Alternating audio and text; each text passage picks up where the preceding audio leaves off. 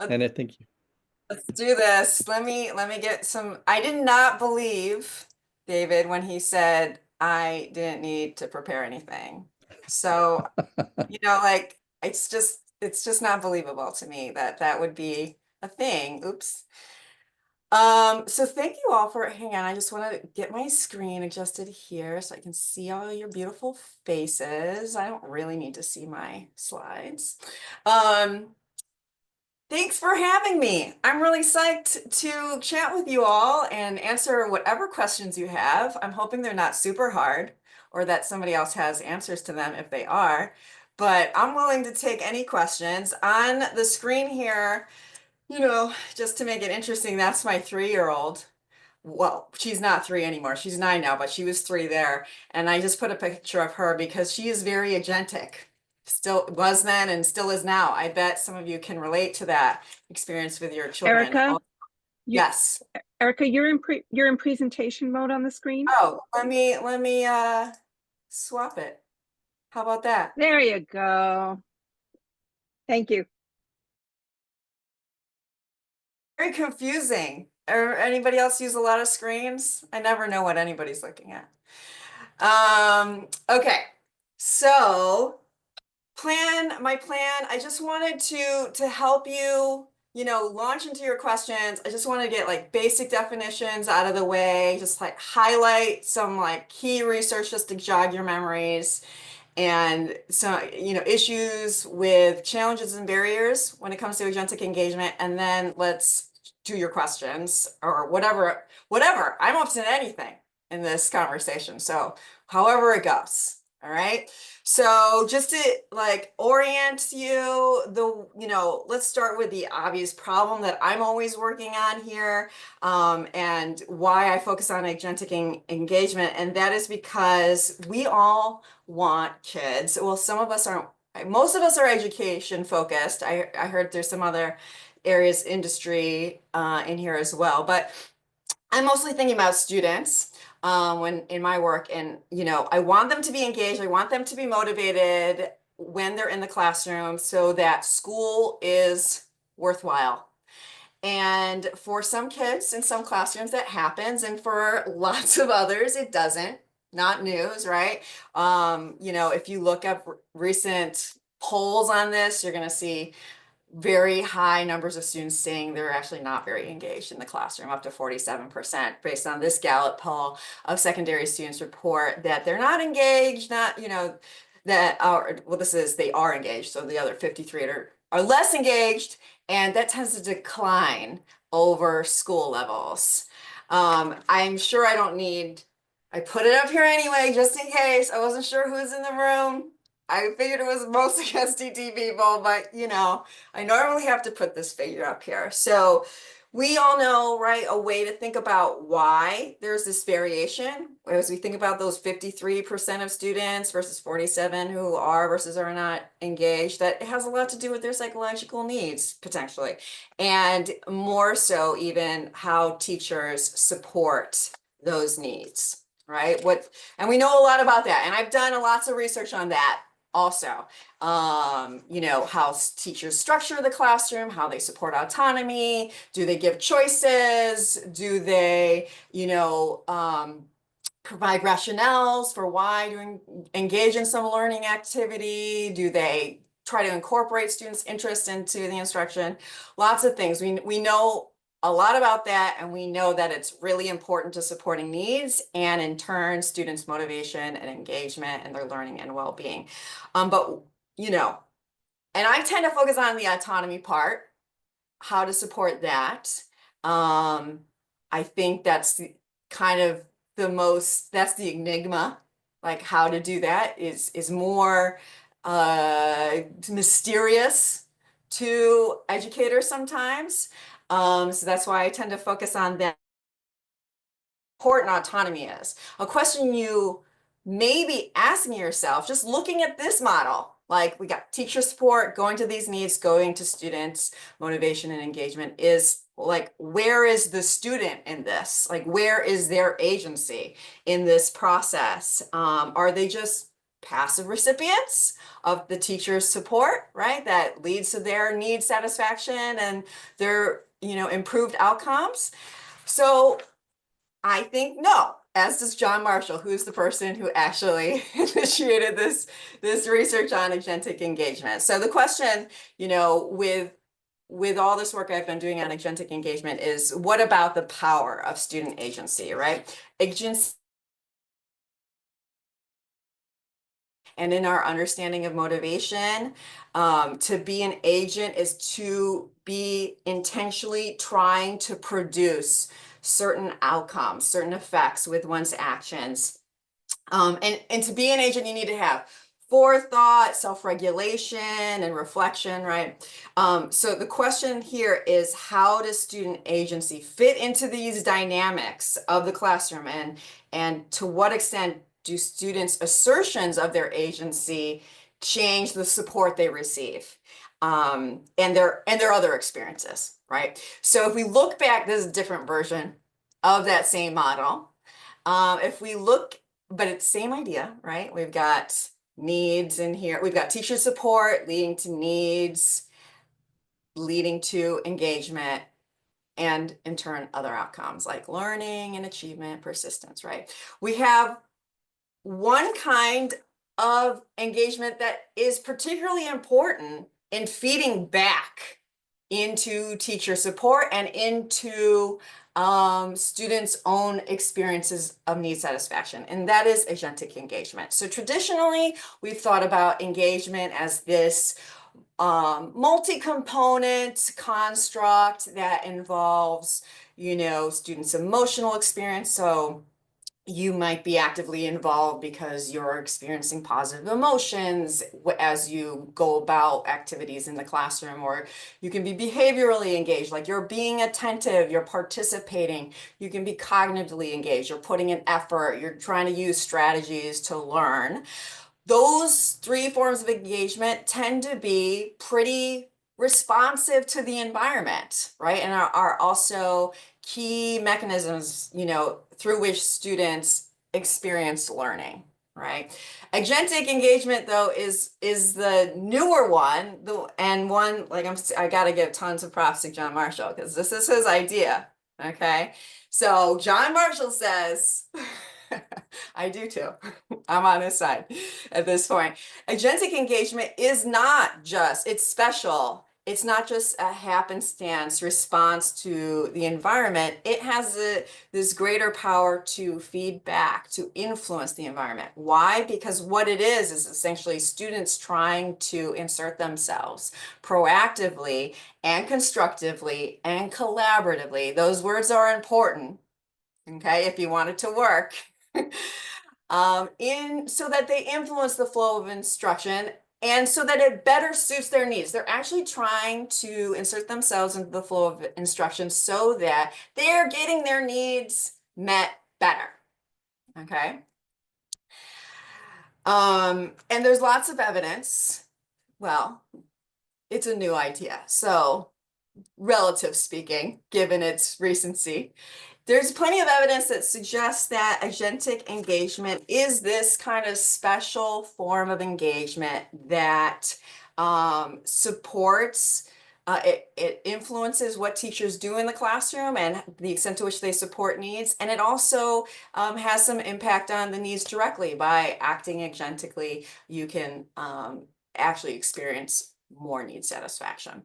And in turn, the whole flow of processes from support to achievement evolves in part because of agentic engagement. So just like some examples, for example, in one study that I did, we used experience sampling. We asked students to tell us about how, every time they were in class for 6 weeks, we asked them, like, okay, which practices did your teachers use? Asking them to tell us about all these autonomy supportive practices. And we also asked them how engaged they were in terms of their agentic engagement, their behavioral engagement, cognitive engagement, and their emotional engagement. And what we found was that on the days that students were more agentically engaged than they typically are, that those were the days that we also saw an increase in teachers using more autonomy supportive practices relative to prior class days. And likewise, these were the days when students felt more autonomous relative to prior class days. And also, agentic engagement has this ability to support the other forms of engagement in terms. So these were also the days that students were more behaviorally engaged, more emotionally engaged, and more cognitively engaged relative to prior class days. And importantly, it doesn't go as strongly in the reverse direction. So students being behaviorally engaged, cognitively and agentically engaged doesn't predict, sorry, I said that wrong. Behaviorally, emotionally, and cognitive doesn't predict agentic engagement as nearly as much as Agentic predicts the other forms. Did I say that right? I hope so. Okay, so another question, that I want us to just think through quickly is, so does this, like, if this is useful, if being agentic, how, if students being agentic has these benefits, can we help students be more agentic? Can we intervene on this? And the answer is yes, we can. We've tried to do that. So this is just one example of us doing that, trying to train students to adopt. The way we do it is we try to train them to adopt an agentic mindset. So we try to persuade them of the idea that the classroom is malleable and responsive to their behavior, and that they will feel differently if they act agentically because, their teacher will change things and they will actually feel different as a function of acting agentically. And then we try to give them the strategies. And the strategies are things like, asking questions, giving feedback, providing input. There's lots of things that we suggest students could do. And what we find is that when we do this in like pretty brief intervention that happens online, and they just kind of go through a program online on their own. When they do this program compared to an alternative intervention that doesn't focus on that, we find that they actually do adopt this more agentic mindset. Like they endorse the idea that, oh yeah, I can change the way how motivated I am, and I can change my classroom with my behavior. And in turn, they do in fact report acting more agentically over time, experiencing their teachers being more autonomy supportive, being more engaged in other ways. And this was in the context of science, so also having more interest in pursuing a science career. It doesn't mean there's not challenges though. There's lots of challenges in this research, and I think that's maybe something really important for us to discuss. And I just want to like briefly kind of bring your mind to what some of those challenges are. So this is a diagram of some of the ideas that came out when we talked to students and teachers and focus groups at the high school level here in LA in urban schools. So quite diverse ethnically and socioeconomically, though I would say it leans more lower socioeconomically. And what we found from these discussions with teachers and students is that like they get it. Like agentic engagement is something that they understand. They can go, like some of this behaviors, those are a list of things they came up with, like this is how you do it, right? They were things mostly that we thought of. They also talked a lot about like the way you do it being really important, right? So when I said like, oh, collaborative is really an important concept, it is, right? And they recognize that too. Some of the things that are notable is that when we talk to them, they'll say, yeah, we get it. And when we see it, it totally works, but rarely happens. This is according to students and teachers, right? Rarely happens. And they can tell you all the reasons why it rarely happens, right? From the student's perspective, well, some of it's just like things you expect, like not everybody's got a personality, right? That is aligned with being agentic, or like there's worries about like my peers are going to judge me, things like that. But another big part of the puzzle is that teachers, especially in this urban context, may discourage it, are dismissive, suppress students' perspectives. And many of these comments came more so from students from marginalized backgrounds, not surprisingly. And on the teacher side, we definitely heard kind of deficit language about like, well, they're just not going to be helpful with their input. It's distracting. I don't have time for that. All kinds of reasons that suggest that like the power dynamic, especially depending on who the student is, can be quite problematic, and making sure that agentic engagement has the benefits it potentially can have. So those are just the big ideas I wanted to get in your heads. And now I want to know, what do you think? And let me stop screen sharing because there's really no need. Yeah, that would be good because that way we can see the Yeah. way I can Okay. see the people who might have things that they want to ask. Here we go. And I'm Yeah. assuming, knowing this group, that there are lots and lots of those people who have things to ask. Dawn, why don't we start with you? Okay, thanks, Erica. Nice little brief overview. Um, so, what,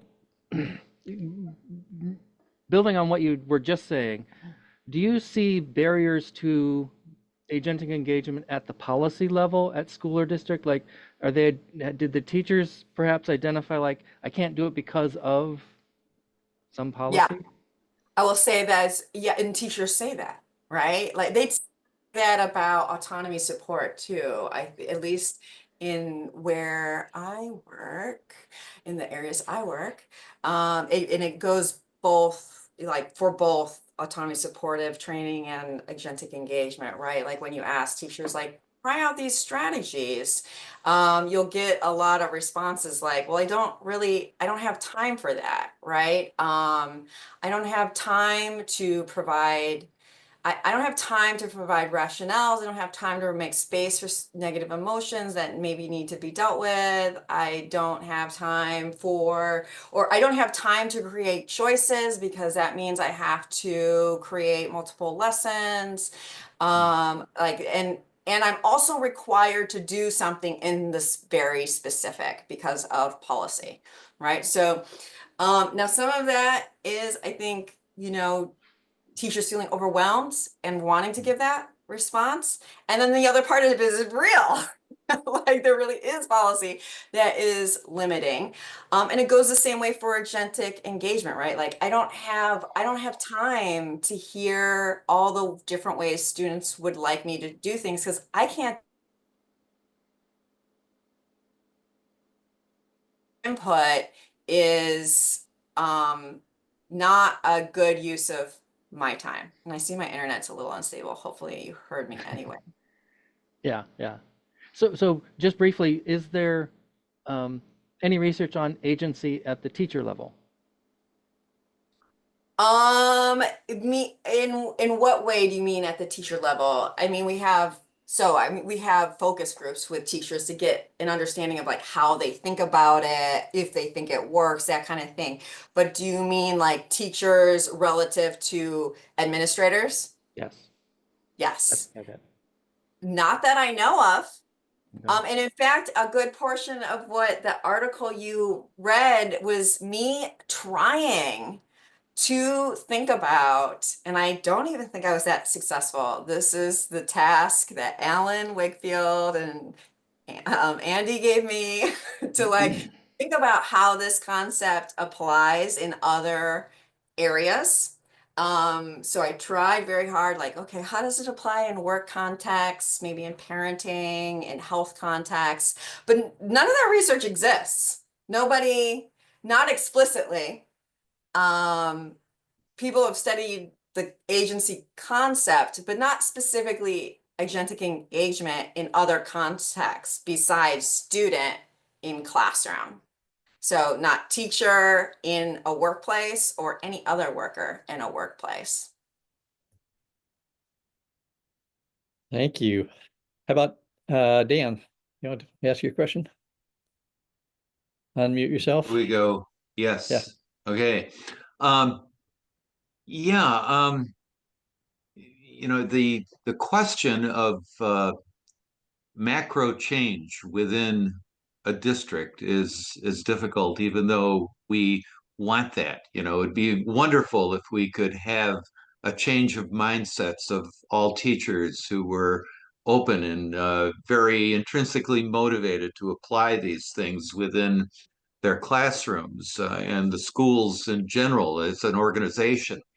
Uh, I'm wondering, though, whether or not your thoughts, and I'd be interested to see whether or not there's another alternative, is that perhaps one route to go in terms of proving that this really works. I mean, we know from the research that it does, but I mean, if it's hard for teachers and administrators and boards of education to grasp it and say, yeah, let's do it. You know, they're not there yet.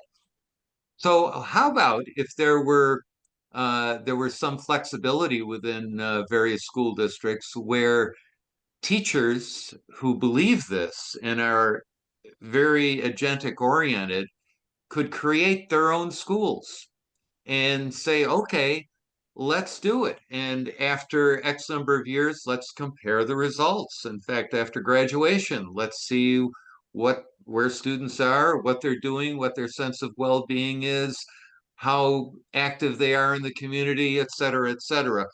I'm wondering if that's a more practical perspective in terms of change. Well, I mean, Dan, I'm thinking you're saying this in part because like you've seen that happen already, right? Like with School Without Walls. I think that is happening in some cases. There are principals who are creating cultural change in their individual schools. And I bet some of you on this call can give you more specific examples than I can. Um, so I think that is an option. In terms of like, I think your question is more about not whether or not that already exists. I think there are some examples, but whether or not that would be persuasive evidence if we sort of systematically studied that. And yes and no. I mean, in the way it would be probably and has been already persuasive anecdotal evidence. But I don't know if it would rise to the level of evidence that sometimes policymakers are expecting. You know, if we use sort of the model, like the What Works Clearinghouse, Department of Education model, right? Because like what you're describing is people just kind of opting in, right? Like they're organizing themselves, and you can always say, like if without some random assignment process, right? If teachers are organizing themselves and students opt in and all that, you can say, well, like they're just all different from the get-go. It has nothing to do necessarily with what strategies they used. So it makes this research really hard to really demonstrate to policymakers like with convincing evidence because schools don't want to be randomly assigned to this kind of thing. They don't want to be randomly assigned to much at all. Yeah, in fact, the closest thing I can see in terms of a longitudinal research that's been done with schools that are close to what you're talking about in terms of agentic schools are the New York State Performance Standard Consortium schools. There's about 30 of them that for the past 25 years have proven that this stuff works. I mean, in New York City, of all places. And you know, it's just very discouraging to note that it's been around for that long, but yet well, I shouldn't say that. Here's the positive thing is that the New York State Board of Regents has picked up on it now and has developed a new profile of a graduate and new expectations and alternative assessments that they're planning to implement. So maybe that's the formula, and maybe the reason that New York State Education Department and Board of Regents have finally adopted a model to close to what you're talking about is because of the work of the consortium schools. Maybe. Yeah. Thank you. Lee, I think you were next. Thank you. Erika, I really loved this paper, and I have two comments really. One is that in my experience, and a lot of my work in recent years has been in trying to convince the leaders of education in schools that this works and that it makes everybody happier and it makes everybody do better. It is my observation is that some educators are very stuck in the habits that they've developed over years and just cannot imagine themselves in a different mold, which is very sad, I think, for them as well as for their students. But the other comment that I had, you highlighted one thing that I'm interested in, which is the marginalized students and why some of that agentic behavior is received differently by educators. But my other thought is that with regard to the research on non-educational settings, I wonder if you might check some corporations. Okay. So, for example, my daughter works at Novartis, and their approach to their personnel is very different from most corporations, at least it has been, and very self-determination theory oriented. So it may be that you may be able to find corporations where you can do, especially if they're research oriented, where you can do some evidentiary research. But I'm a believer. I counseled my husband in his job about why self-determination theory makes a difference in his overall well-being. So thank you. Fighting the good fight. Thanks, Lee. Yeah, no, that's a really interesting idea. I think it would even be a useful, I don't know how I would do this study, but like if I could get a decent sample, even convenient sample of many different organizations to see to what extent agentic engagement is happening among their workers, and then have some assessment of their outcomes. That would be just even a nice introductory correlational study to see how it might be helpful in the work context. An independent HR consultant might help you find those people. Mm-hmm. I have somebody in mind. I'm going to start asking around. All right. Thank you, Lee. Thank you. Helen, I think you were next.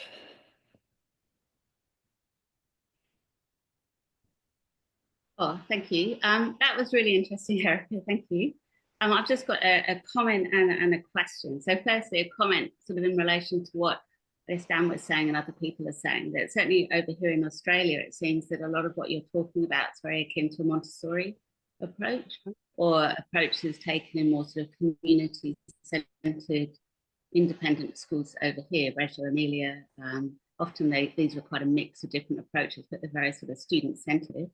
But of course, the difficulty becomes that the majority, or a large majority of students at these schools, certainly at high school level, have had mainstream education experience and are quite traumatized by that, or are dealing with often aspects of identity or being that are just not conducive to mainstream education, and so they're struggling. They might be neurodiversity, or they've experienced trauma.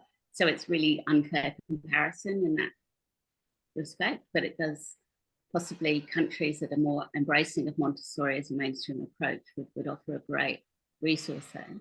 But my question was more about psychological safety, really. It seems to me that a lot of psychological safety is a very popular topic for research in schools over here in Australia, certainly. I'm not sure about the US so much. And it seems to me that a lot of what you're talking about is about establishing psychological safety. And I'm wondering if there's much or any research that looks at shifting psychological safety in a classroom as a way of increasing agentic engagement. Yeah, that's a really good question. I hadn't thought about it in exactly those terms, but I think that's exactly what has to happen in order for students to act agentically. For some of the reasons you mentioned. Well, one, they're just not, we train, at least in the US, I think we train students to be passive in the classroom. Though I don't think that's what we want, but it is still like we want them to be compliant, right? And so it's really a big ask to try to get students to act agentically. And then like the students say in our focus groups, they have all these concerns, all these barriers that mean that they rarely do it. In fact, like in these focus groups, they're like, oh yeah, when it's like magic when it happens because it's so rare. But then this one time a student asked this question and it changed it, like it changed the whole dynamic in the classroom because the teacher was responsive, right? So it's really, they need psychological safety both from the instructor and from their peers, which they don't always feel they have either. I think a big, like the way we would frame it in SDT is that being needs supportive is essentially creating psychological safety, right? If you are trying to use the practices that define supporting autonomy, competence, and relatedness, you should be creating an environment that is supporting a sense of safety that would, and we know that being needs supportive is a key factor that leads to more so than like what I showed you, training students directly to be agentic. It's actually probably more about the classroom climate that the teachers create is what elicits agentic engagement from students. Yeah, absolutely. And just identifying what feels risky for students, but for teachers Right. as well. And what does that look like for each person and how do you manage it? Yeah, you need to establish a culture where that behavior doesn't seem risky, right? Yes. That's accepted. The teacher accepts it, expects it, demonstrates they'll be responsive to it, and likewise, peers are expecting it and supportive of it. Yeah, it's definitely the teacher who needs to lead that, creating that kind of context. Yeah, thanks. Libba, comment, question? Yes, Erica, just a little clarification in your study. You were talking about that agentic orientation intervention that you did. Mhm. And you noted at the end of the one paragraph where you're describing it that that the intervention had few direct effects on end of semester outcomes. And I was just curious, what were what outcomes were you looking for Right. from that? And you know, how would behavioral strategies for agentic engagement improve those outcomes? So what I meant by that was that all the effects on outcomes and the outcomes we were interested in were, just students actually acting agentically. Okay. There are other kinds of engagement, their perceptions of the teachers being supportive during the course of the semester. This was higher ed, so these are college level students. Their perceptions of the instructor being supportive, and then we had some like outcomes like would they take another class in the domain?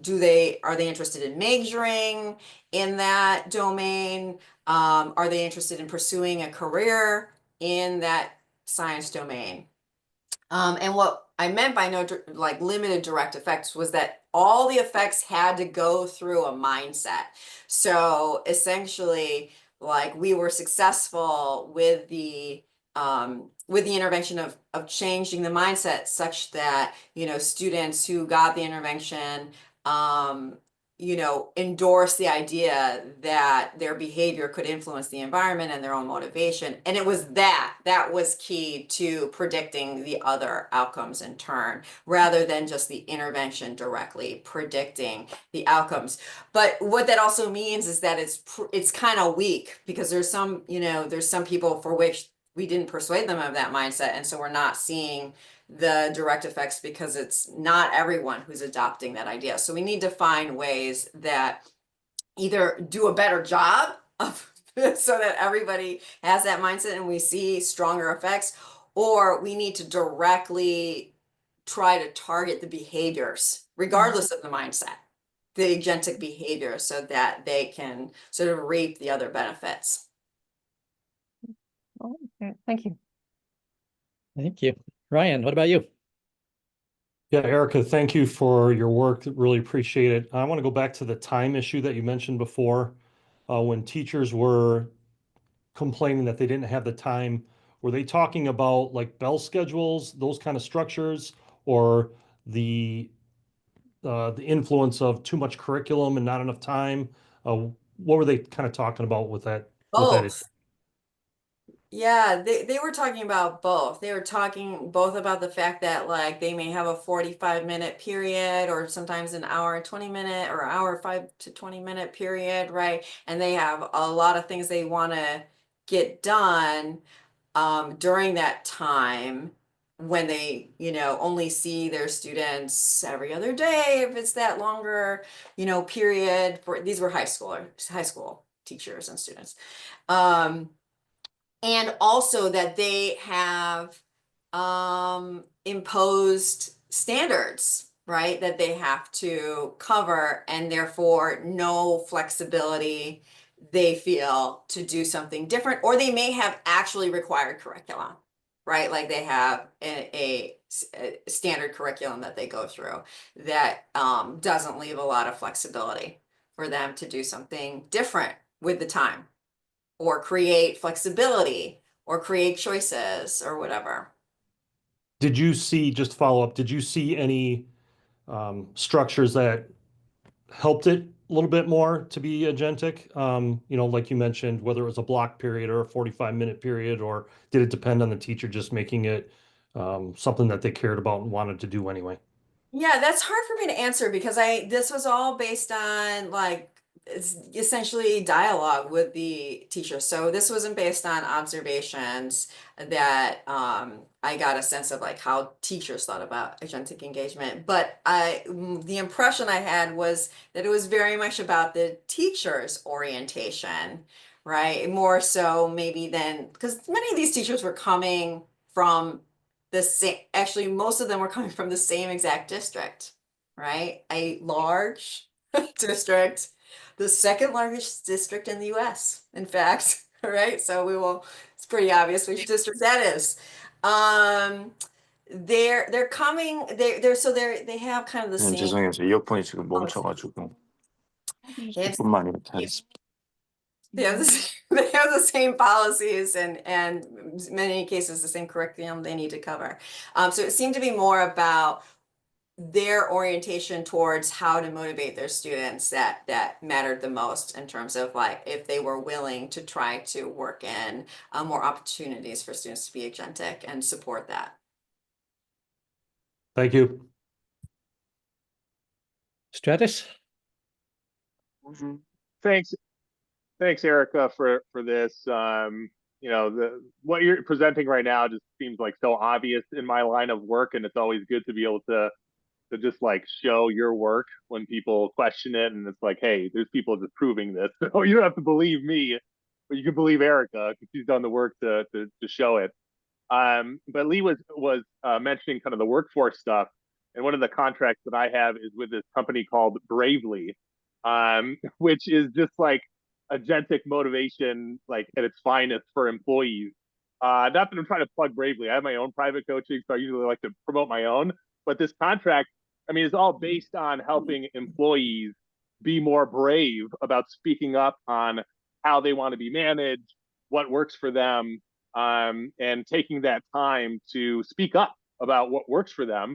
And Bravely works with many companies across the country, and they have data collection on this, and try to show that this is really beneficial for organizations to have a coach like myself talk with employees, to muster up the courage, the competence, to do it in a way that works for them, to speak to their managers and say, hey, we're doing work this way, but this is not a way that it works for me.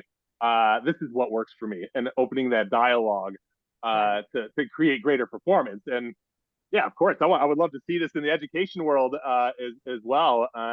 So just if you want any kind of, I don't know, to use Bravely or me for the upcoming studies for this, I'm all about it. I use self-determination theory and now this agentic motivation in my work, and it works. I mean, this is the whole basis of this Bravely company, is to say that, hey, you're going to have more performance and lower turnover when you listen to people and work collaboratively. But like other people are saying, and the teachers are saying, the time is the biggest issue that we run into with managers as well. They say, who's got time for that? I got a million things going on, and I just need to tell them how it needs to be done, and they need to listen, because who has time to talk about what works for them?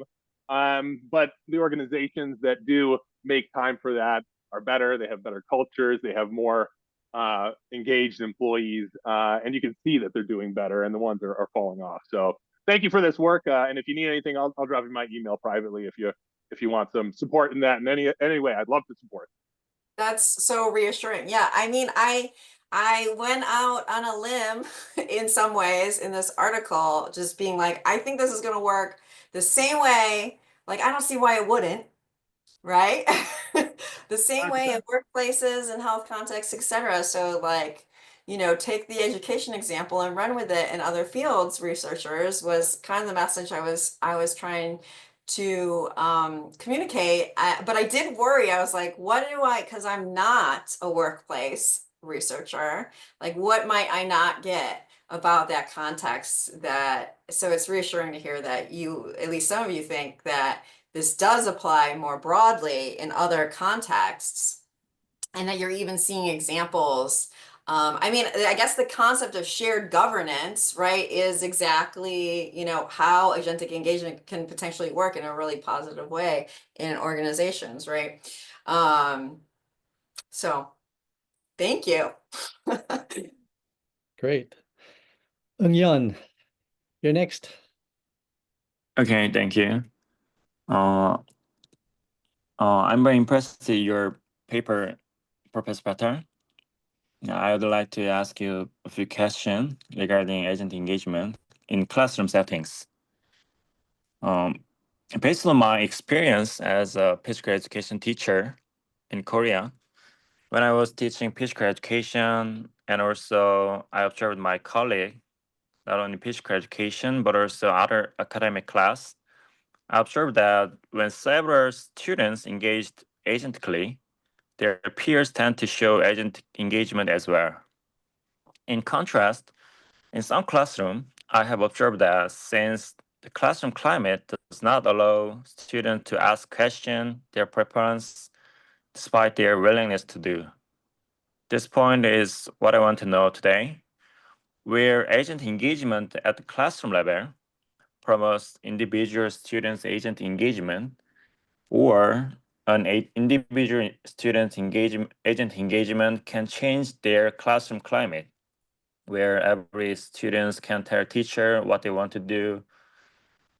I'm curious about your perspective on this causality and why you think that way. Well, it definitely is reciprocal, which is part of what I've been hoping to demonstrate. Like both directions have potential. Both directions being from students acting agentically to help shape the classroom. Like this can help the dynamic of the classroom, and in turn, those individual students in terms of their motivation and well-being and engagement. And then also it goes the other way, right? Teacher support shapes students' agentic engagement as well as their needs and their engagement and motivation, etc. So it definitely goes both ways. And hopefully you all won't be disappointed when I say this. I actually think it's still stronger though from environment to like the stronger effects happen by providing support in the environment to shape students' agentic engagement and support their needs. Unfortunately, why am I saying that? Well, because of lots of the barrier, because of the power dynamics that exist in the many contexts in which we're talking about somebody being agentically engaged. Like generally, when you're talking about someone being agentically engaged, they're in the lower power level in the dynamic, right? That's why they have to be agentically engaged in the first place. And so because that's the situation in which it makes sense to be agentically engaged often, there's a lot of opportunity for it to backfire. So like I highlighted, teachers can suppress those attempts that we don't exactly, these are some of the things we don't understand well enough yet, like all the potential ways backfire may be a problem, right? But I can imagine that it might be worse than that if a student agentically engaged and then a teacher is very oppressive in response. That might be worse than a student acting passive in a classroom that is oppressive, potentially. I don't know. This is total speculation, right? So, but and maybe I'll be proved wrong. Like maybe it'll be like, oh, they're both good, whatever. But my suspicion right now is that actually as much potential as there is potential in both pathways, probably still the environment to other outcomes has greater power, unfortunately. Okay, thank you. Controversial? I don't know. Okay. Another question. Okay, in South Korea, class size typically range from 25 to 33 students across various subject class.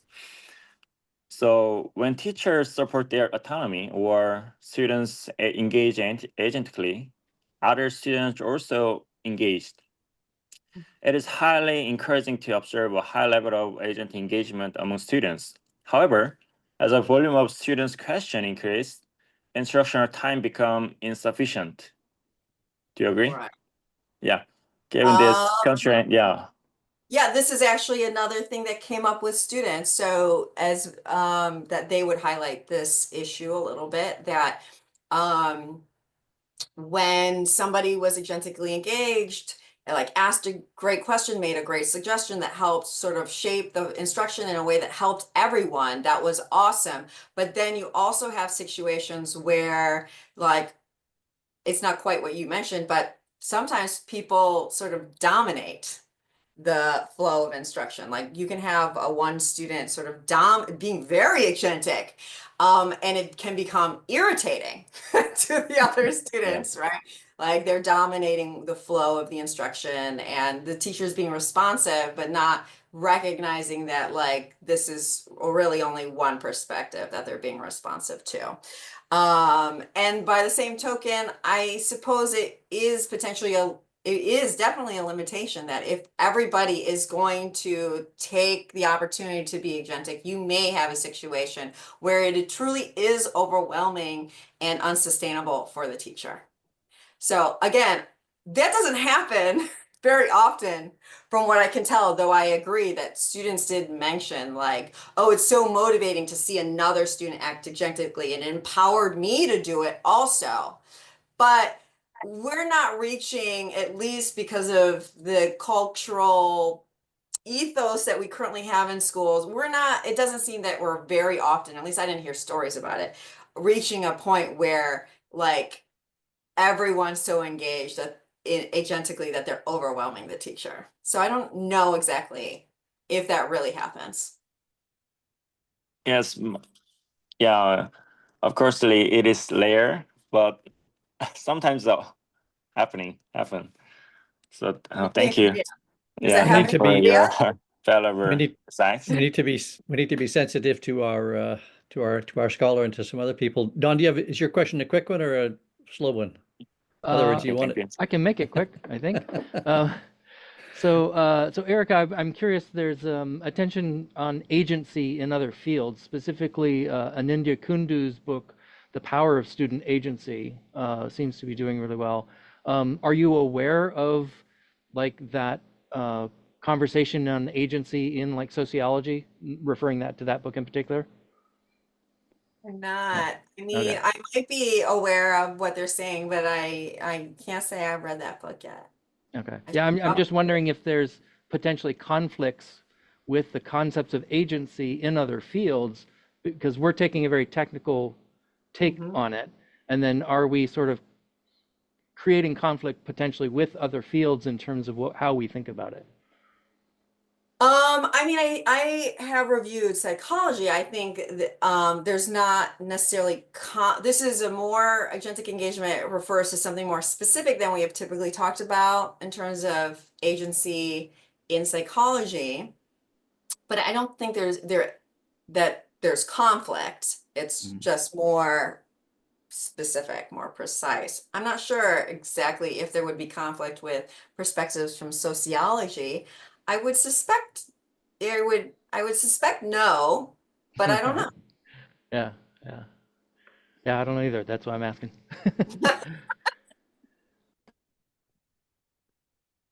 Dan, quick or slow? Medium. There's only one option. I'll try to make this quick, but Okay, and Melody, we're not going to get to you, unfortunately, but I just really need to respect people's time and so forth. So go ahead, Dan. Erika, you've opened up my mind a good deal in terms of some other issues. And one of them that could be possible research is that I think we all agree that if from a top-down perspective, if every one of the 50 states all of a sudden said, you know, we're going to support self-determination theory and its application to the classroom, I'm sure we'd be overwhelmed with that. In terms of how they're going to do it and how they're going to apply it is another question. But the fact is, I think I mentioned before, in terms of profile of graduate states, there's about 20 of them who are doing it now.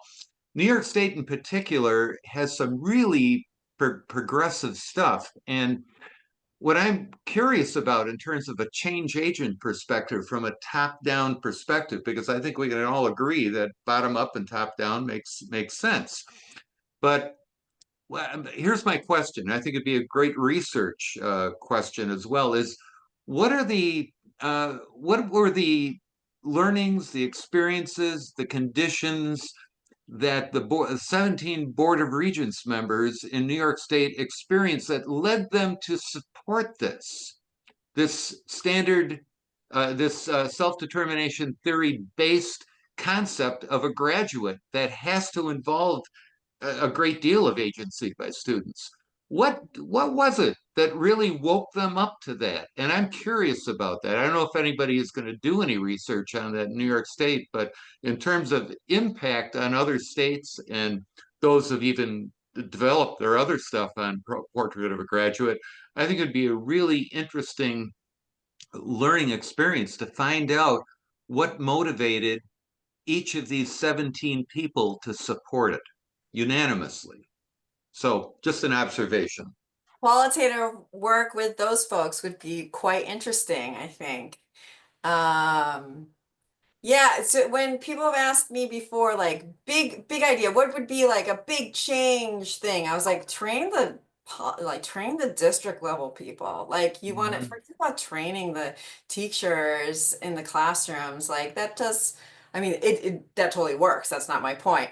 But like you want a massive change, like train the policymakers and the district level administrators on self-determination theory principles, and you might actually see some change in the policies that are creating barriers to, schools actually implementing these ideas in full. Yeah, it's fascinating to think about John Marshall Reeves' question of what are the conditions that are necessary to help motivate kids to engage on a significant basis. That's almost the kind of question that the New York State Board of Regents had to address in terms of eliminating some of the policies that they currently have. So it's a good point you're making. All right. So Go I'll ahead. call you, Dan. Let's do some focus groups with them. All righty. Shannon, I want to thank you for actually starting this all, making this all happen, allowing this all to happen. Thank you for being there and always being with us anyway. And Lee for doing all the technological stuff for today. All of you who asked questions and who came, this is great. Erika, this is like the first of a trial model, a trial balloon, and you were absolutely great. And you could have done it without slides, but it's better with slides. But you could have done it without. Wasn't my fault, your fault. You did good. But anyway, it was, you were great. And I think that probably other people feel exactly the same way. That was so nice to have your combination of your experience and your enthusiasm. It's just really wonderful. So thank you so much for being with us.